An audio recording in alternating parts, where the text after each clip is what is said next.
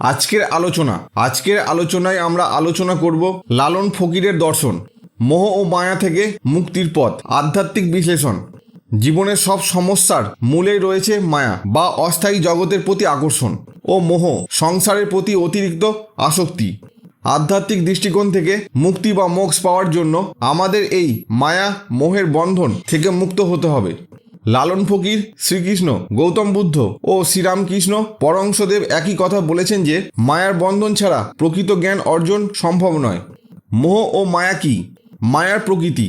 মায়া হলো এক ধরনের বিভ্রম, যা ইলুশন, যা আমাদের সত্য থেকে দূরে রাখে। এটি আমাদের মনে করে যে সংসারের সব কিছু স্থায়ী, আমাদের সুখ দুঃখ চিরস্থায়ী এবং বাহ্যিক জিনিসই জীবনের সার্থকতা আনে।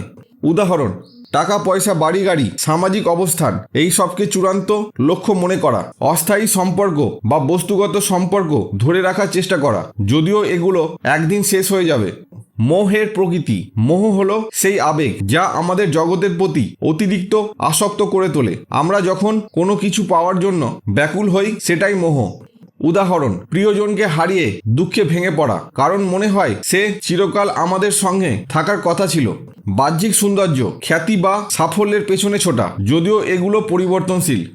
মায়া মোহ থেকে মুক্তির পথ, প্রকৃত সত্য উপলব্ধি করা। ভগবদ্গীতায় শ্রীকৃষ্ণ বলেছেন, যা জন্ম নিয়েছে তা একদিন ধ্বংস হবেই, যা ধ্বংস হয় না তা আত্মা। আমরা যদি বুঝতে পারি যে এ জগৎ ক্ষণস্থায়ী আর আত্মাই চিরস্থায়ী, তাহলে মায়ামোহ কমে যাবে। উদাহরণ: যদি কেউ চাকরি বা ব্যবসায় ক্ষতি পায়, সে বুঝবে এই ক্ষতি সাময়িক, আমাদের প্রকৃত সত্তার আত্মা এর সঙ্গে কোনো সম্পর্ক নেই। অনাসক্তি বা দেহের সঙ্গে একাত্মতা কমানো। শ্রীরামকৃষ্ণ বলেছিলেন যে তোর কিছুই নেই, তুই কেবল এই জগতের অতিথি। এর অর্থ হলো, আমরা যদি নিজেদের এই দেহের মালিক না ভেবে কেবল একজন পর্যটক হিসেবে দেখি, তবে মোহ আমাদের কোনো স্পর্শ করতে পারবে না।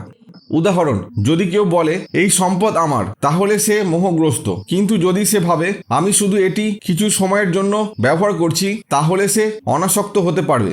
ধ্যান ও আত্মবিশ্লেষণ। ধ্যান করলে আমাদের মন শান্ত হয় এবং আমরা বুঝতে পারি যে আমরা এই জগতের নয়, আমাদের আসল অস্তিত্ব পরমাত্মার সঙ্গে যুক্ত। উদাহরণ: প্রতিদিন 10 থেকে 15 মিনিট চুপ করে বসে নিজের চিন্তা পর্যবেক্ষণ করলে ধীরে ধীরে মায়ার প্রভাব কমে আসে। গীতার নিষ্কাম কর্মের নীতি অনুযায়ী কাজ করো, কিন্তু ফলের আশা করো না। এটা মেনে চললে মোহ থেকে মুক্তি পাওয়া যায়। প্রকৃত জ্ঞানের চর্চা। লালন ফকির বলেছিলেন, না চিনলে নিজেরে মানুষ হবি কবে। এর মানে, যদি আমরা নিজের সত্য সত্তা বা আত্মা চিনতে না পারি, তাহলে আমরা বারবার মায়ার জালে আটকে যাব। উদাহরণ: যদি আমরা বুঝতে পারি যে আমি এই শরীর নই, আমি আত্মা, তাহলে কোনো দুঃখ আমাদের বেশি সময় কষ্ট দিতে পারবে না। বর্তমান জীবনের বাস্তব প্রয়োগ। ধন সম্পদের মোহ থেকে মুক্তি। অনেকে মনে করেন টাকা ও বস্তুগত সম্পদই জীবনের আসল লক্ষ্য, কিন্তু মৃত্যুর পর এগুলো থাকে না। যদি কেউ বুঝতে পারে এগুলো কেবল ব্যবহারের জন্য আমার আসল সম্পদ জ্ঞান বা মানবতা, তাহলে সে মুক্তি পাবে। সম্পর্কের মায়া থেকে মুক্তি। পরিবার ও বন্ধু বান্ধবদের সঙ্গে সম্পর্ক অবশ্যই গুরুত্বপূর্ণ, কিন্তু মোহ থাকা উচিত নয়।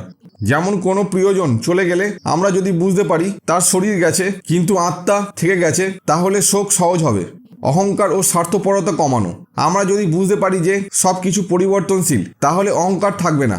যেমন কেউ যদি গর্ব করে আমি অনেক শক্তিশালী, কিন্তু একদিন সে বৃদ্ধ হবে, তাহলে সে ভুল পথে যাচ্ছে। মায়া ও মোহ থেকে মুক্তি পাওয়ার জন্য জীবনের অস্থায়িত্ব বোঝা, ধ্যান ও আত্মজিজ্ঞাসা করা, অনাসক্তভাবে দায়িত্ব পালন করা, অহংকার ও লোভ কমানো। শেষ কথা, মায়া মোহ থেকে মুক্ত হওয়া মানে সংসার ছেড়ে দেওয়া নয়, বরং সংসারে থেকেও অনাসক্ত হওয়া।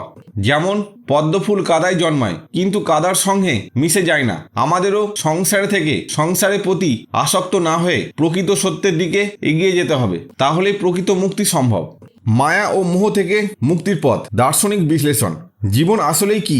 এই প্রশ্নের উত্তর খুঁজতে গেলে দেখা যায় আমরা যা কিছু ধরে রাখার চেষ্টা করি তা একসময় ফুরিয়ে যায়। ধনসম্পদ, খ্যাতি, সম্পর্ক সবই পরিবর্তনশীল, তবু আমরা এগুলোকে চিরস্থায়ী মনে করে আটকে রাখি, আর এটাই মায়া ও মোহের জাল। দার্শনিক দৃষ্টিকোণ থেকে সত্যকে উপলব্ধি করার জন্য আমাদের এই মায়া ও মোহের থেকে মুক্ত হতে হবে।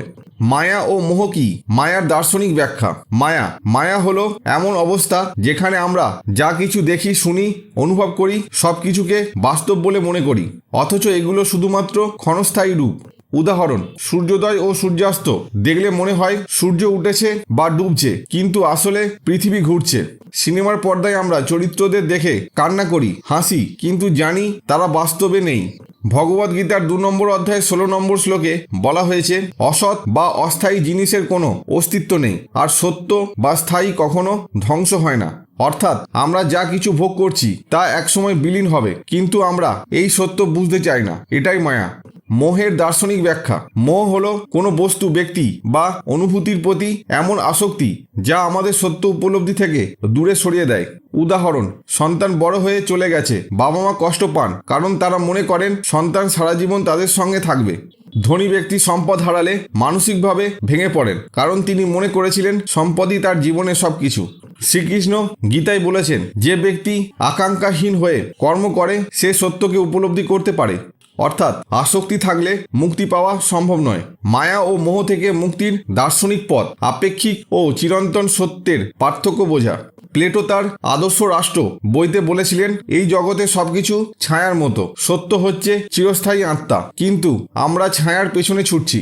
উদাহরণ, একজন ব্যক্তি মনে করেন সুখ মানে প্রচুর টাকা, কিন্তু যখন তিনি ধনী হন তখনও মানসিক শান্তি পান না। এটি বুঝতে পারলেই আমরা মোহ মায়া থেকে ধীরে ধীরে মুক্ত হতে পারি। সংযত ও অনাসক্তির চর্চা করা: বুদ্ধ বলেছিলেন, তৃষ্ণাই দুঃখের মূল, আর তৃষ্ণাকে জয় করাই মুক্তি। অর্থাৎ আমরা সবকিছুকে সাময়িক ও পরিবর্তনশীল বলে গ্রহণ করি, তাহলে মোহ আমাদের আর বেঁধে রাখতে পারবে না। উদাহরণ, ধন সম্পদের মোহ কমাতে হলে জীবনের প্রয়োজনীয়তাকে সীমিত করতে হবে। সম্পর্কের মোহ কমাতে হলে বুঝতে হবে সব সম্পর্কই একদিন বদলে যাবে। নিষ্কাম কর্ম অনুসরণ করা: ভগবদ্গীতার 2 নম্বর অধ্যায় 47 নম্বর শ্লোক অনুসারে অন্যতম প্রধান শিক্ষা হলো, কর্ম করো কিন্তু ফলের আশা করো না। যদি আমরা কর্মফলের প্রতি মোহী না হই তাহলে আমরা সব পরিস্থিতিতেই স্থিত থাকতে পারবো। উদাহরণ, কেউ যদি ব্যবসায় ক্ষতির পর হতাশা না হয়ে নতুন উদ্যোগ নেয় তবে সে মায়া মোহকে জয় করেছে। পরীক্ষায় ভালো ফল করলে যদি কেউ ভাবে আমি চেষ্টা করব কিন্তু ফল নিয়ে দুশ্চিন্তা করব না, তবে সে মোহ থেকে মুক্তির পথে এগোচ্ছে। ধ্যান ও আত্মজিজ্ঞাসা: সক্রেটিস বলেছিলেন, নিজেকে জানো, এটাই জ্ঞানের মূল কথা। ধ্যান করলে আমরা বুঝতে পারি আমরা শরীর বা মন নই, আমরা আত্মা। যখন এই উপলব্ধি আসে তখন মায়া মোহ স্বাভাবিকভাবেই দূর হয়ে যায়। উদাহরণ, প্রতিদিন কয়েক মিনিট একাকী বসে চিন্তা করা, আমি কার জন্য এত দৌড়াচ্ছি, আমি কি সত্যি সুখী? এটাই আত্মজিজ্ঞাসার শুরু। অনেকেই ধ্যানের মাধ্যমে নিজেকে আসক্তিহীন করতে পারেন। বর্তমান জীবনের বাস্তব প্রয়োগ: চাকরি ও অর্থের মোহ থেকে মুক্তি। অনেকে মনে করেন বেশি টাকা থাকলেই সুখ আসবে, কিন্তু বহু ধনী ব্যক্তিরা হতাশাগ্রস্ত থাকেন।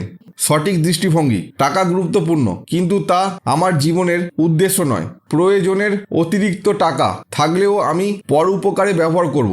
সম্পর্কের মোহ থেকে মুক্তি: পরিবার, বন্ধু বান্ধব আমাদের জীবনের অংশ, কিন্তু তারা স্থায়ী নয়। যদি আমরা তাদের প্রতি মোহী হয়ে যাই তাহলে তাদের হারানো ভয় আমাদের দুঃখের কারণ হবে। সঠিক দৃষ্টিভঙ্গি: ভালোবাসা থাকবে কিন্তু আসক্তি থাকবে না। সবাই একদিন চলে যাবে, তাই মুহূর্তগুলো উপভোগ করতে হবে। সুখ ও দুঃখের পার্থক্য বোঝা: আমরা যখন দুঃখ পাই তখন ভাবি এটাই আমার জীবন নষ্ট করে দিল, কিন্তু কয়েক বছর পর বুঝতে পারি এটাই আমাদের শেখার বড় উপলক্ষ্য ছিল। সঠিক দৃষ্টিভঙ্গি: দুঃখ সুখ দুটোই পরিবর্তনশীল, কোনো কিছুকে চিরস্থায়ী বলে ধরে নিলে দুঃখ বাড়বে।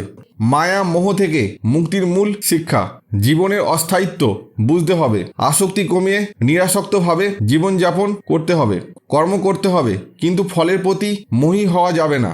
ধ্যান ও আত্মজিজ্ঞাসার মাধ্যমে প্রকৃত সত্য উপলব্ধি করতে হবে।